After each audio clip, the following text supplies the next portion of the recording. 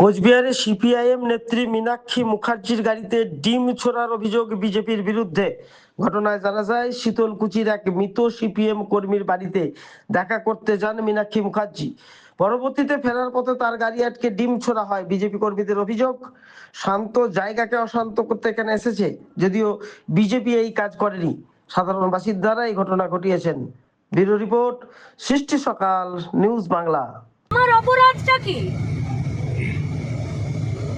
আগে এখানকার police SI arrest করবে, তারপরে এখানে যতগুলো মিডিয়া আছে সব মিডিয়া এদের ছবি আগে এখানে পুলিশকে উকিলে কোর্টে এখানে যাবে।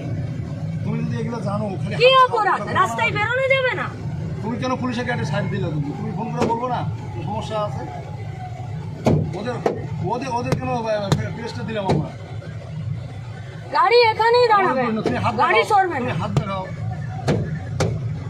তুমি হাত দেখাও, বলবো যে কোনো সমস্যা আছে। এখানে যত পুলিশ আছে সব পুলিশ সাসপেন্ড হবে। পুলিশ এখানে দাঁড়িয়ে থাকবে আর এখানে যার যা খুশি চলবে।